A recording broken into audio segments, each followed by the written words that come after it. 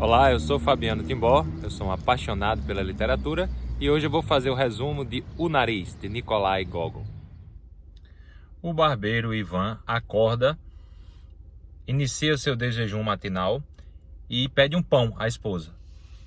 Corta o pão, começa a mexer no pão e dentro dele sai um nariz. Ele fica extremamente apavorado, a esposa também fica chamando ele de ladrão, de bandido, porque ele é barbeiro.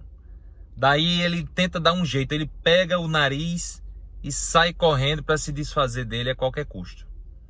Ele tenta jogar fora, as pessoas devolvem, é chamado a atenção, até que ele escolhe uma ponte para jogar esse nariz fora, arremessar pela ponte. Quando ele faz isso, ele percebe que numa das extremidades da ponte tem um policial. E o policial o chama, acha aquela atitude estranha, inclusive de estar na ponte àquela hora da manhã, e o chama para depor. E aí ele desaparece e vai depor na polícia. O dono do nariz amanhece também seu dia, se olha no espelho e vê que está sem o nariz. Existe apenas a parte do rosto dele está reta. Tá com a pele e tudo certinho, mas ele está somente sem o nariz. E aí ele fica desesperado e ele sai à rua e começa a buscar esse nariz, tenta encontrar a todo custo e tenta localizar e fala com um, fala com outro, tenta colocar um anúncio no jornal em busca desse nariz. Mas acontece que a determinado momento da história ele vê descer da carruagem o nariz de um determinado coche, um nariz em forma de gente. E ele corre atrás do nariz. O nariz entra na igreja, gigante, assim, crescido, começa a rezar, ele se aproxima do nariz e aí num diálogo ele tenta convencer ao nariz que ele é dele, ele não tem vida própria. O nariz retruca, dizendo que tem vida própria, que é conselheiro do Estado e que não tem nada a ver aquela conversa e desconhece aquele cidadão. Ele se dispersa um pouco, quando ele volta o nariz tem desaparecido.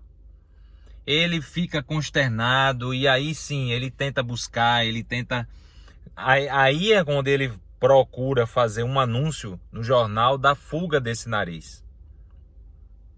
E ele volta para casa, ele vê que não vai para frente nem para trás e volta para casa desesperado. Quando ele já está em casa, ele recebe a visita de um policial. O policial entra, começa a conversar com ele e explica que está com o nariz. E tira o nariz do bolso e devolve. Em miniatura.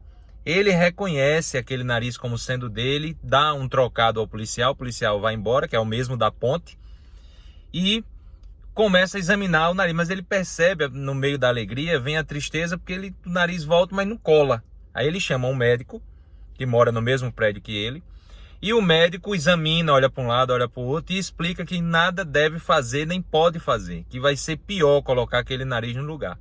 No máximo colocar no álcool, no vinagre, no formol e vender o nariz. Porque aquele nariz não tem mais jeito.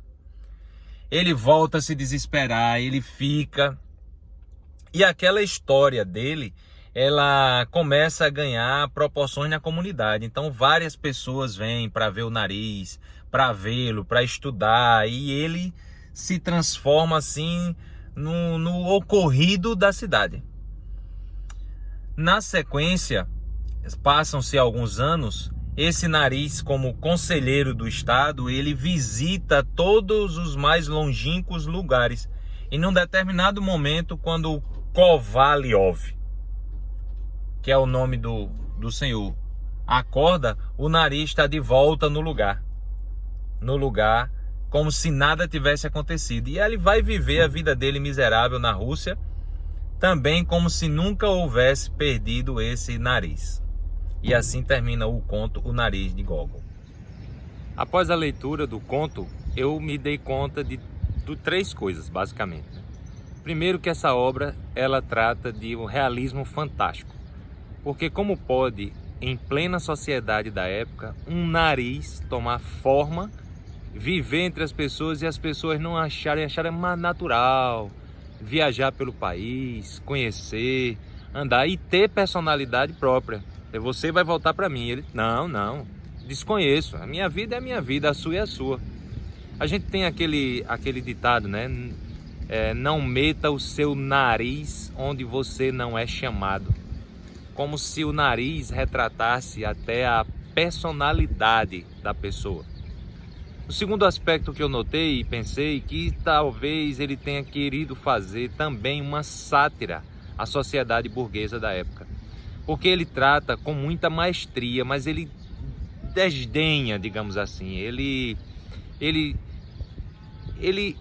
retrata como se fosse um personagem que, em plena sociedade da época, onde se fiscalizava muito essa distribuição de bens, ele gozava de tranquilidade, de dinheiro, como se fosse um rico burguês, pagando tudo para ter tudo. E isso na época talvez já tivesse havendo mudanças para o geral Estado socialista que veio na sequência. E a terceira coisa que me fez pensar foi do meu passado, das aulas de artes, onde existiam alguns artistas que começavam a desenhar o rosto pelo nariz. E que ali, quando o nariz não ficava parecido com o retrato da pessoa, ele simplesmente parava, guardava aquele desenho e começava de novo, até ele acertar o nariz. Eu fui da escola de que o que mais deve parecer com a pessoa que você retrata são os olhos. Então eu sempre comecei pelos olhos, mas há sim pessoas que dizem que o nariz na arte ele é a porta de entrada para o desenho. Enfim, vamos ao próximo vídeo. Gostei, amei essa leitura, recomendo para todas as pessoas que querem se introduzir no realismo fantástico. E show de bola, é isso aí. Beijão.